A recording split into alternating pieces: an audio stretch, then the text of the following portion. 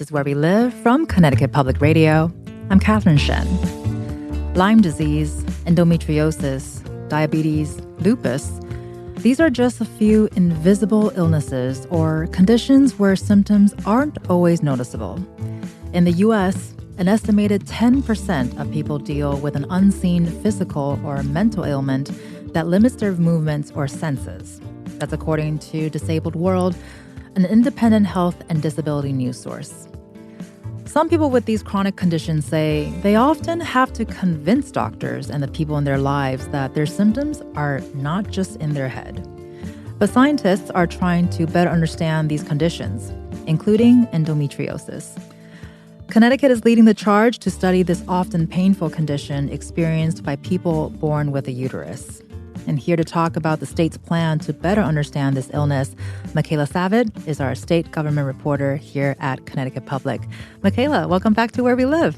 Thank you so much, Catherine. And for our listeners, if you or someone you know is suffering with an invisible illness, give us a call. We would love to hear your story, give you a chance to share your experience, 888-720-9677, or leave us a comment on Facebook and Twitter at Where We Live. So, Michaela, you recently reported on endometriosis, which is considered an invisible illness. So to help us sort of get started on this, can you explain what is endometriosis and who does it impact? Yeah, for sure, Kat. So endometriosis biologically is a disease where tissue that's very similar to the lining of the uterus grows in lesions throughout the pelvis and in cases for some people beyond the pelvis. And this can cause severe pain. Some people will, have many lesions and have like no symptoms at all, or they'll have, very few lesions and have a whole host of symptoms. While pelvic pain is one of the most, the thing that is most reported with endometriosis, is also a systemic disease. So it is full body, and people, really experience a lot of debilitating impacts to their life because of this. And when I say people, for the most part, it affects people born female or women, and it affects about at least 1 in 10 people born female across the world. Right. And then you mentioned there are certain symptoms, and one of the more reported ones are the severe pelvic pains. What are some other symptoms that people may experience with this? Yeah, well, endometriosis right now, it begins showing up when people who menstruate, start that during puberty. So some of the folks that I talked to for this piece started having symptoms from, vomiting to nausea to passing out, extreme pain when they first started getting their periods growing up. So people have that. They will also have, gastrointestinal issues, and they'll also have fatigue. Many people also experience trouble getting pregnant or, maintaining a healthy pregnancy because of, how these lesions appear throughout the pelvis and, impact the uterus.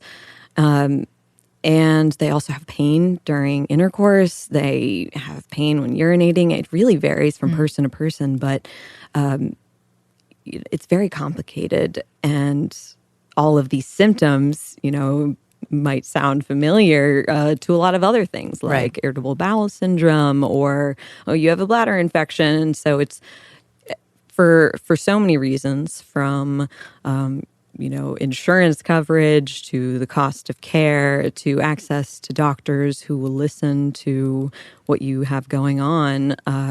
This disease, endometriosis, can take years and years and years to diagnose. Well, then you just mentioning that it will take a long time to diagnose if you even know to go to a medical official about this, and the fact that I think for the most part this starts with menstruation. So is endometriosis a lifelong condition? Do we have a cure yet? What does that look like? Currently, there is no cure. I talked to, one of my sources spoke about getting multiple surgeries. The way to get diagnosed currently is to have, exploratory surgery. Right now, you can get it laparoscopically to look for the lesions in the pelvis. And she had 5 surgeries for that in her 20 years of having endometriosis. And then, due to multiple overlapping reasons, including a lot of really horrible gastrointestinal issues, she decided, I'm going to have a hysterectomy. I'm going to have my uterus removed. And that helped relieve the symptoms because her periods were so bad right from the start. But she still has, muscle weakness. And, again, it's a systemic thing. According to the World Health Organization, it is something that stops at menopause. But a lot of people, continue to experience, the impacts of often lifelong pain. So you asked about a cure. Right now, there is no cure, and there's also not a lot of treatments that provide a lot of relief. I've talked to folks who, some live really in chronic pain. Right. Warm baths or, heating pads are constant. Some people can't work.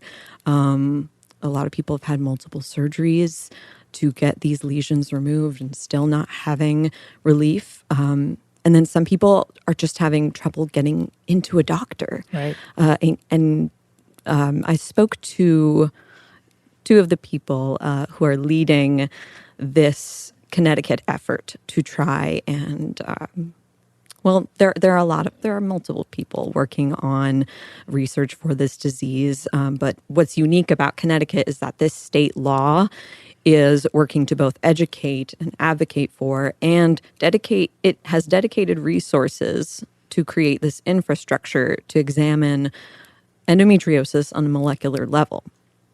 So to speak to your question, they're looking at it, right down to our cells. What's different about people who have endometriosis? Right. And so, they're looking at patients currently just at UConn Health who are getting endometriosis surgery, and they're looking at various samples of them and looking at it on a genetic level over at the Jackson Laboratory.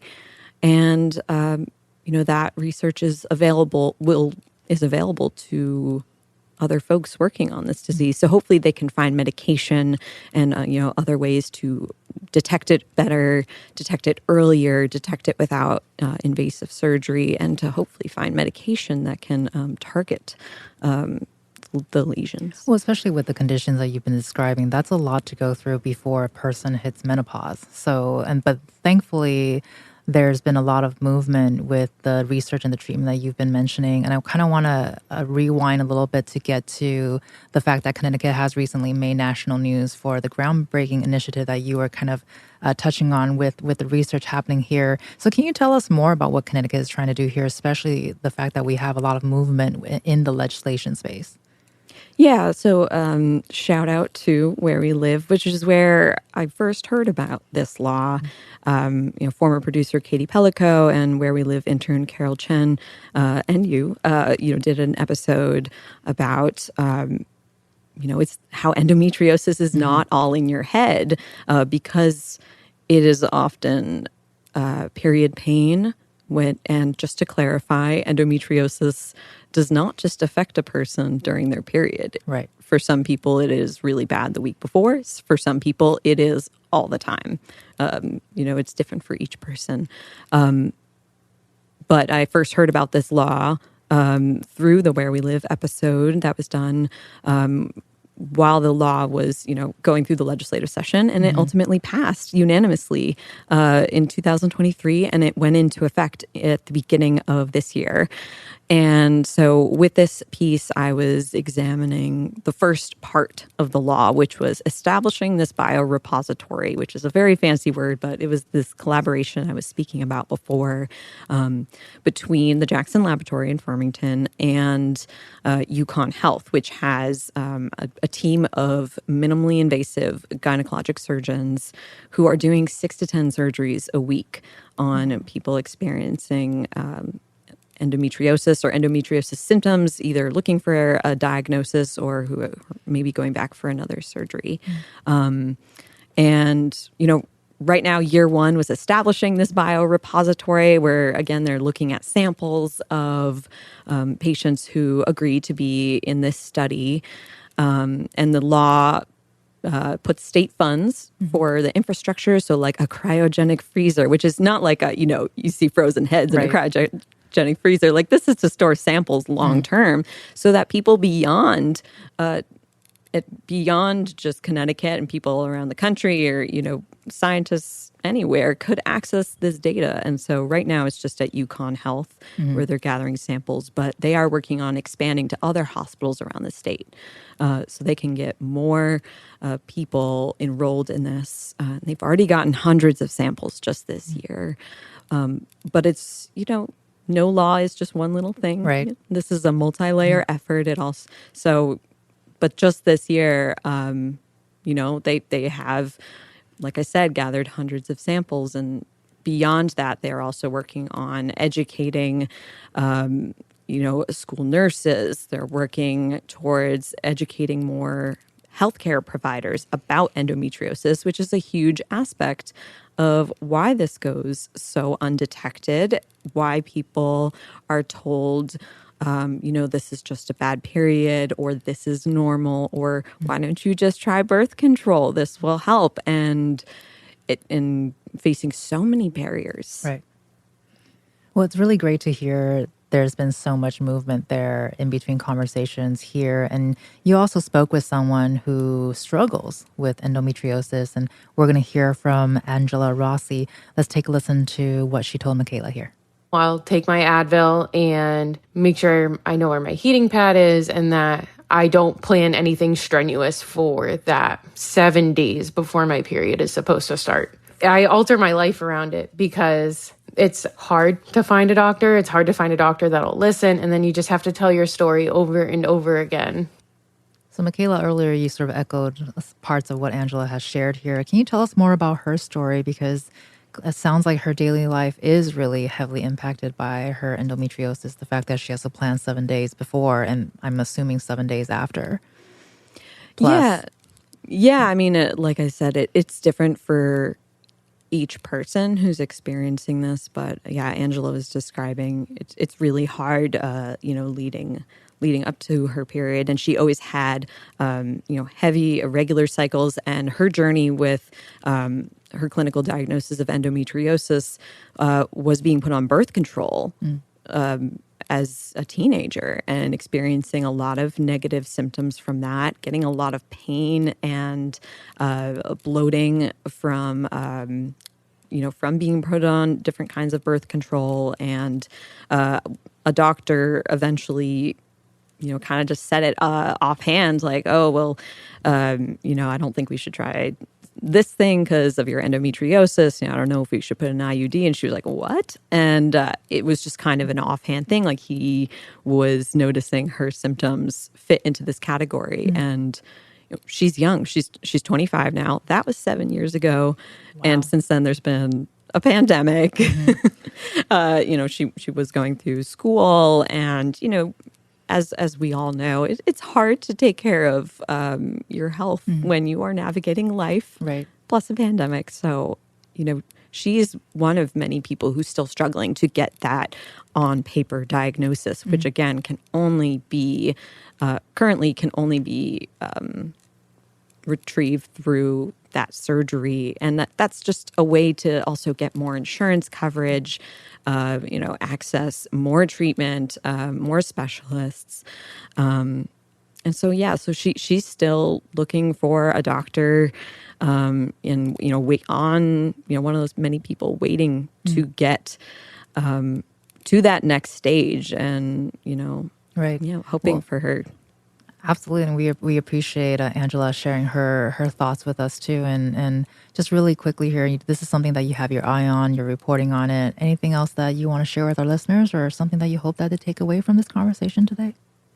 Yeah, I mean, speaking to how this is an invisible illness, one of my other subjects spoke about this very eloquently. She's someone who's had endometriosis for 20 years, and when you have a chronic illness, you have to really work hard to accept what's going on and accept the daily impact that it has on your life.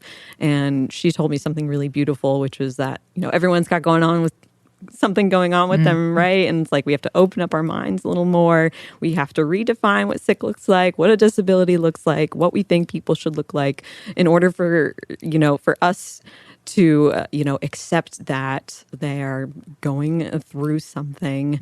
And I think that applies to a lot of different things. And endometriosis is very physical, but it's also a mental burden. Right.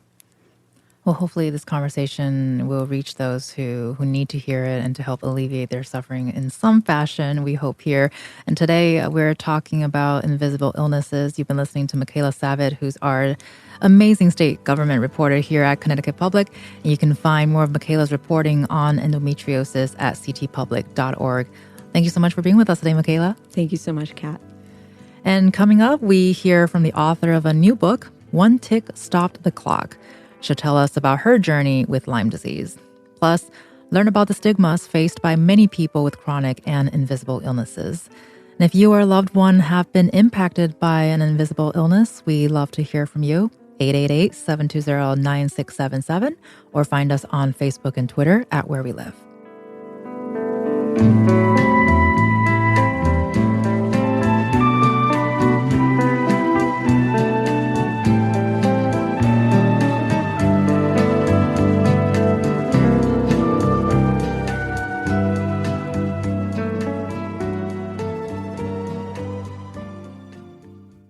This is Where We Live from Connecticut Public Radio. I'm Catherine Shen. You don't look sick. That's a phrase some people with invisible illnesses hear again and again. Illnesses that aren't visible on the surface can take a long time to diagnose. And that's something our guest, Jennifer Crystal, has experienced firsthand. Jennifer is a Connecticut native now based in Boston. She's an educator and the author of a new book, One Tick Stopped the Clock. Jennifer, thank you so much for joining us this morning. Thank you so much for having me. And we're also joined by Dr. Kelsey Carolyn. Kelsey is an assistant professor and licensed clinical social worker at the University of Connecticut. Kelsey, welcome to Where We Live. Thank you so much. I'm so pleased to be here. So, Kelsey, I want to start with you here. I'm wondering if you can respond to what we just heard from Michaela. I know you've been following the conversation and also in your work. Have you seen patients who also struggle to be diagnosed or even to be believed? Oh, absolutely. So as a researcher and as a former medical social worker, unfortunately, many of the barriers and the mental burden too that Michaela referred to is really consistent with what the research tells us about the experiences of people with invisible illnesses like endometriosis, women's experiences, in particular, women of color, especially, when they're seeking cares for conditions or invisible illnesses like endometriosis that, they, receiving the correct diagnosis and treatment, significant delays, and often along the way, being dismissed or having their symptoms minimized, told that this is normal, right? Sometimes labeled or written off as stress. And all of this puts an additional, burden on already trying to grapple with, a new and sometimes painful or whatever sort of disruptive physical symptoms as well. So. And Jennifer, can you walk us through your own personal story with chronic illness?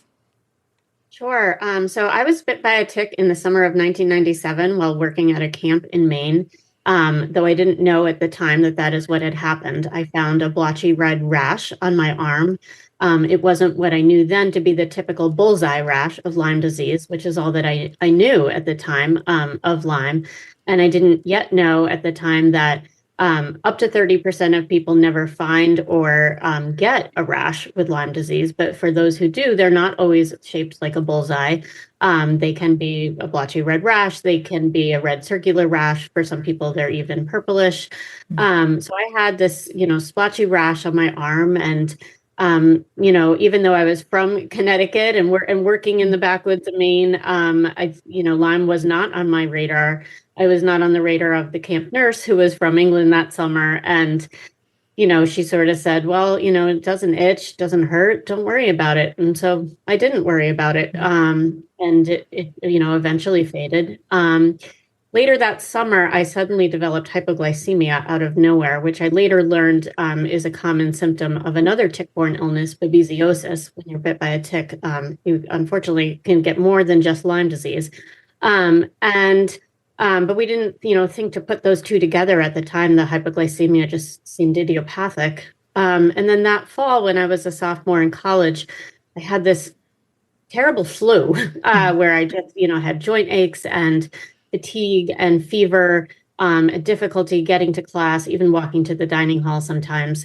And it being college age, I was, always tested for mono, and it wasn't mono. And when it wasn't, and nothing else came back on my blood work, they would say, it doesn't, there's just nothing wrong. Maybe you're just stressed. Maybe it is just all in your head. And I started to believe that at such an impressionable maybe this is just that I can't keep up with my peers, or maybe that, maybe I am just run down, or, and the kind of the irony with Lyme disease is that when it goes untreated, it can cross the blood-brain barrier and cause neurological symptoms. And at that point, it becomes all in your head, because it can cause anxiety, it can cause depression, it can cause a number of neurological and psychiatric manifestations. But they're caused by an infection. They're not the root cause. They're an effect. And so, it was kind of ironic that I was sort of being told things were all in my head, when in fact there was an infection moving into my central nervous system because it was not being treated. And to make a very long story short, it would take another 8 years to get accurately diagnosed with Lyme, babesiosis, or lichiosis. I did ultimately get mono in 2003. That was another irony of my story. And because I had the underlying tick-borne infections that we didn't know about, I couldn't fight the mono, and it turned into chronic active Epstein-Barr virus, another invisible illness that is often not believed. And I spent 2 years in bed dealing with that, and not knowing that there were underlying infections under that that were causing more and more symptoms. And it wasn't until 2 years later that I got the second half of my diagnosis, which was the tick-borne illness. And so it was 8 years total to be accurately diagnosed, and then many years beyond that for treatment, when all of this really began back in 1997. And might have all been changed if I had been on antibiotics right at that time. Well, and because there's so many echoes, earlier we were talking specifically about endometriosis, but obviously without conflating the two, but there's so many sort of similar parallels here where there are similar symptoms to other diseases. It doesn't seem common. Nobody's making the connections, and it took you 8 years to get a diagnosis. Was it one of those, perhaps as an irony, or just one of those moments where you just needed the right doctor that first time? I just needed the right doctor. Lyme literacy is improving. We have more and more doctors aware of not only Lyme, but tick-borne illness, and also becoming more aware that the tests for Lyme disease are very faulty. They only test for antibodies against the bacteria, not the bacteria itself. It's an indirect test. And it's a two-tiered test, and sometimes only the first tier is done. And when there aren't the antibodies there, someone can be told you're negative for Lyme, even though they're positive for Lyme. Particularly if someone has just gotten a rash, it will take them several weeks to build up antibodies. And so even though they clearly have Lyme disease, if they're tested at that time, it will come back negative. So it's about, in this case, finding a doctor who knows to do more specific testing, and also who knows that now the CDC has actually said that Lyme disease is a clinical diagnosis based on risk factors, based on symptoms, and that it can be corroborated by blood work, but that blood work alone cannot solely determine if someone does or does not have Lyme disease. But it's a matter of, finding a physician who's aware of that, who is going to look at all of the risk factors, who's going to consider whether you may have been bitten by a tick, and consider whether you may have Lyme disease and other tick-borne illnesses. And at the time, for me, I just wasn't finding physicians who, it wasn't on anyone's radar, even though, I had very high risk factors and had a rash on my arm. And it wasn't until I found a Lyme disease specialist in 2005 that I was accurately diagnosed. And Kelsey, with Jennifer's description here, it was such a long and arduous ordeal to get to that diagnosis, and we're clearly seeing what kind of impacts this has had on a person during this sort of journey. Can you talk about how can it impact a person when they can't get a diagnosis and they can't find a doctor who understands that their symptoms are, quote, quote, real symptoms and not in their head?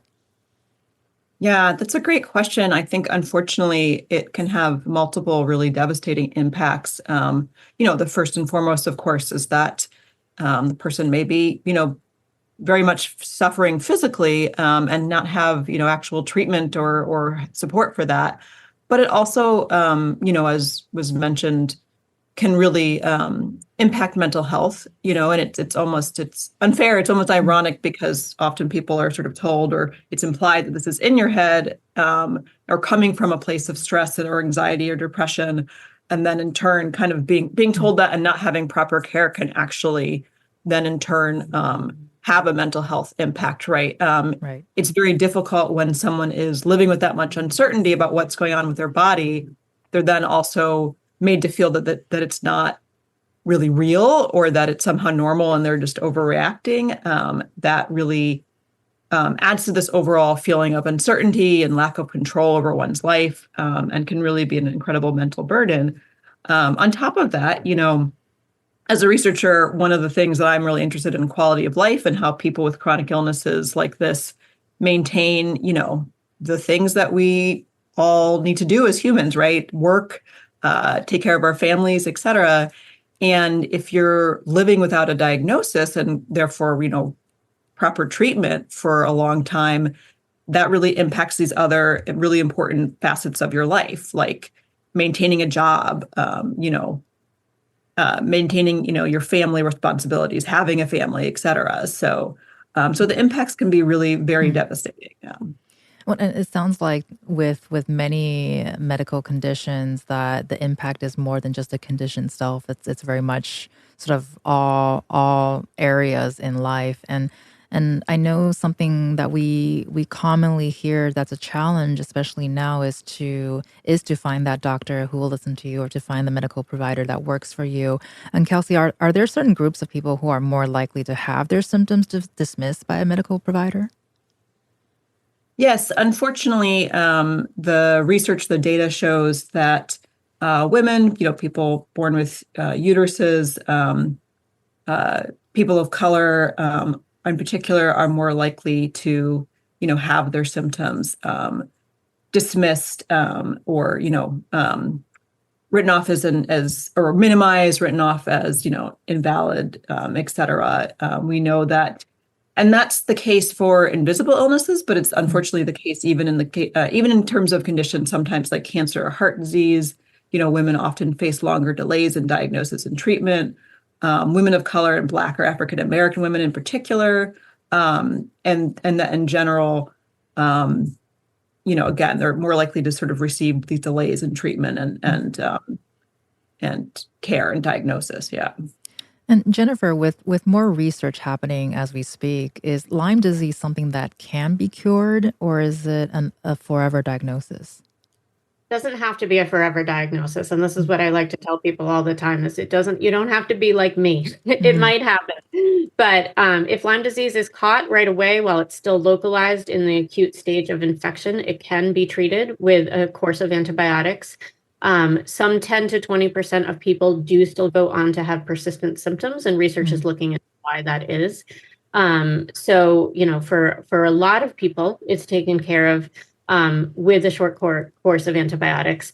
And then for others, symptoms persist. And then still others like me who go undiagnosed for a long time, the disease spreads, the infection spreads throughout the body, and becomes much more difficult to treat, particularly once the infection crosses the blood-brain barrier into the nervous system.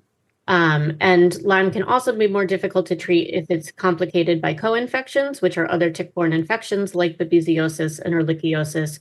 Babesiosis particularly is a parasite that requires anti-malarial medication.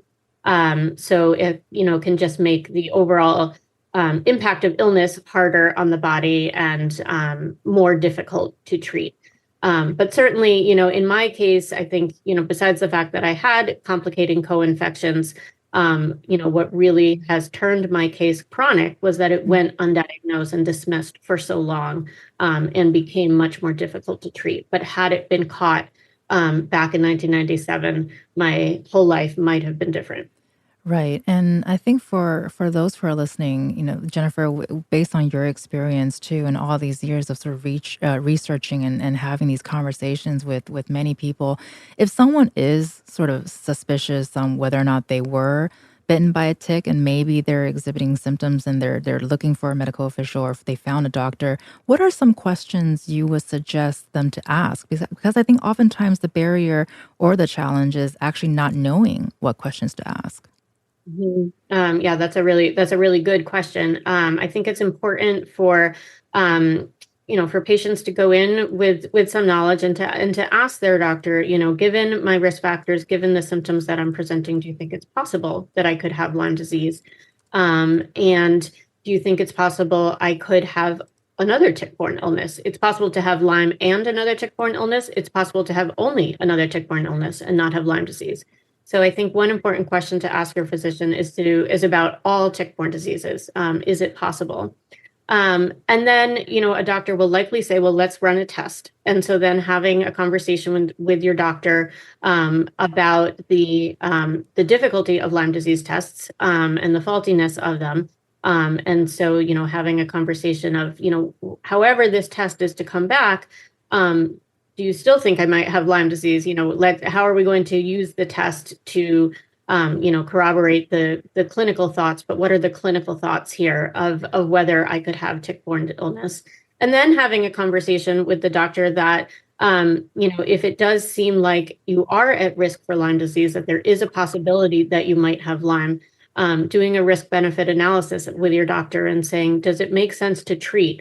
Even if we're not entirely sure, does it make sense to treat now? I personally always say it's much safer to treat early than to take a wait and see approach with Lyme disease, because the infection starts spreading, gets much more difficult to treat, symptoms become much more severe.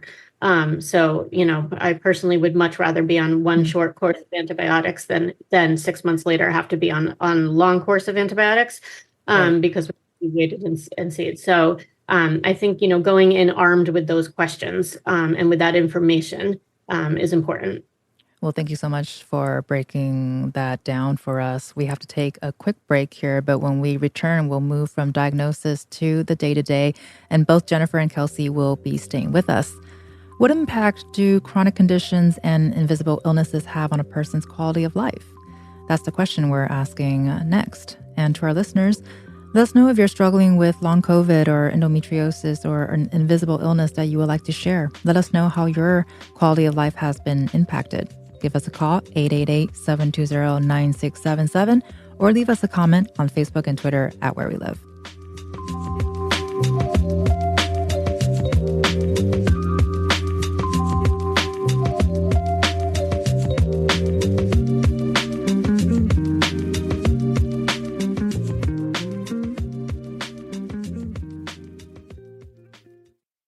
This is Where We Live from Connecticut Public Radio. I'm Catherine Shen.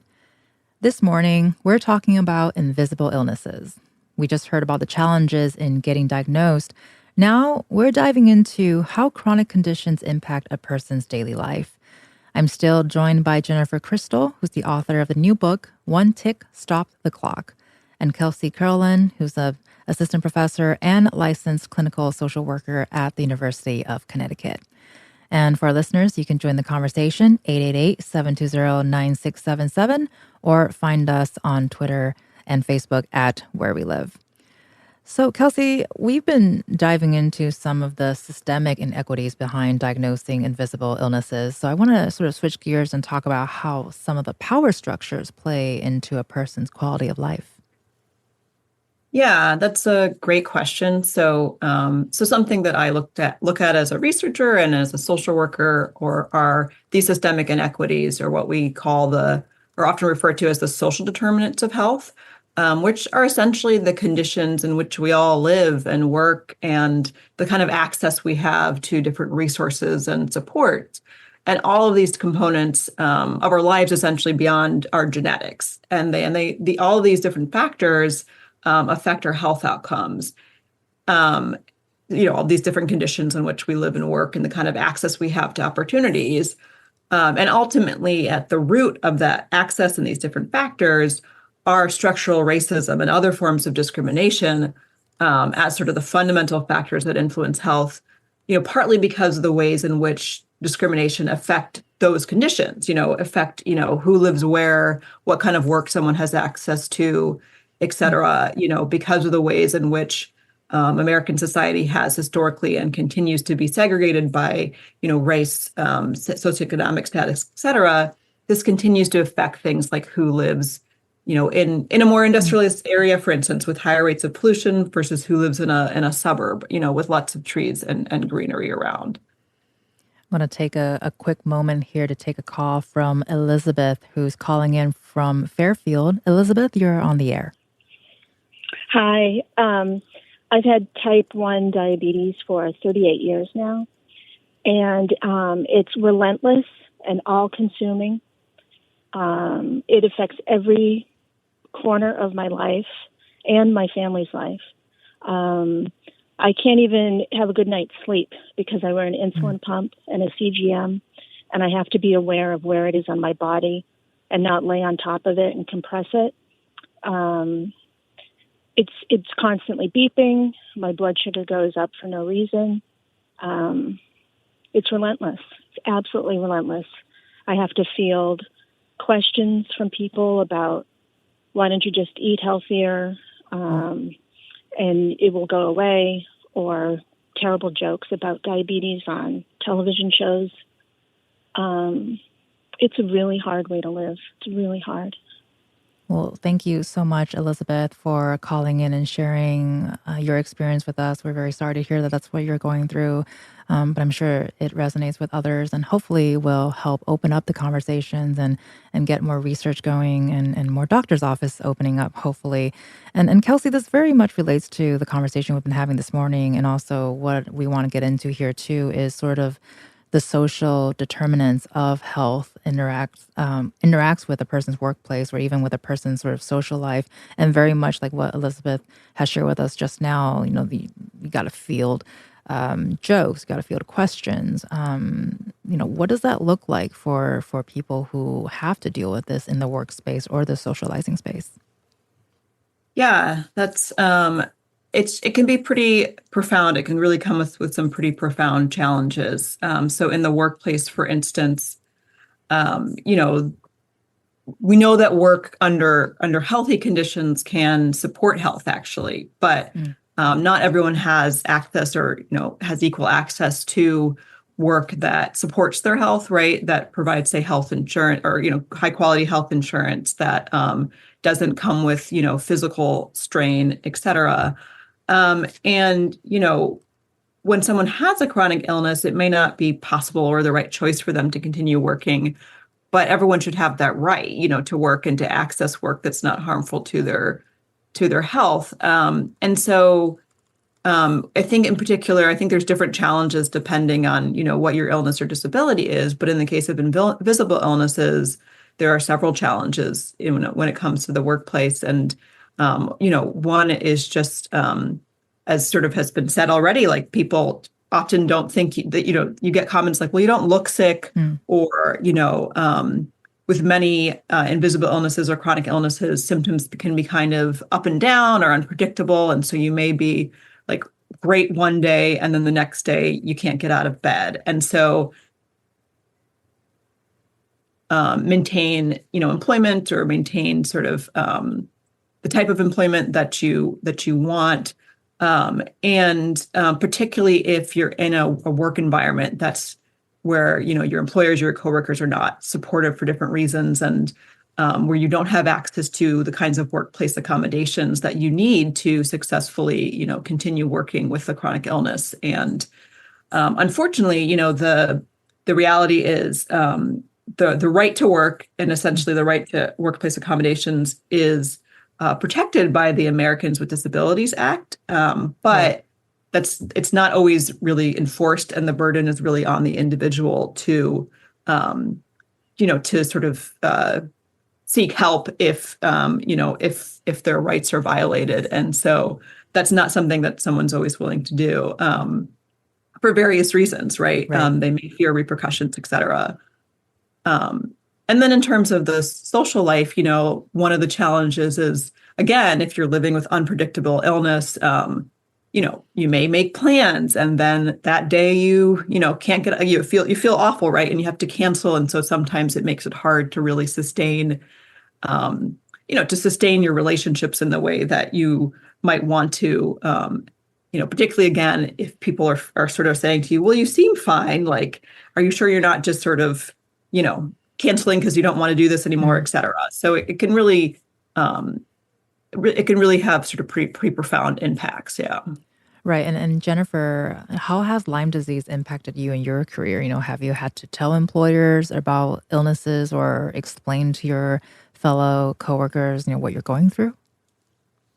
Yeah, so in the beginning, before I had the diagnosis, and when I had mono, I had to stop working entirely. I was completely bedridden. I couldn't care for myself. I couldn't work. I was just on the cusp. I had been teaching for 2 years out in Colorado, teaching high school English and journalism. And I was on the cusp of starting what had always been my dream job, which was to be a ski instructor out there.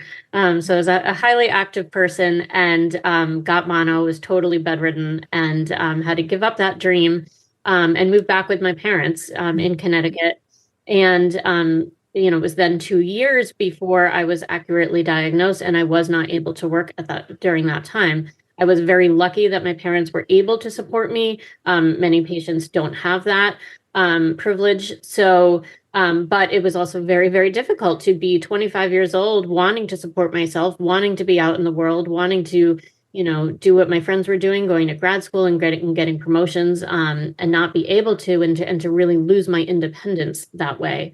As I've gained it back, I have had to, consider what type of work I can do that works in the context of chronic illness.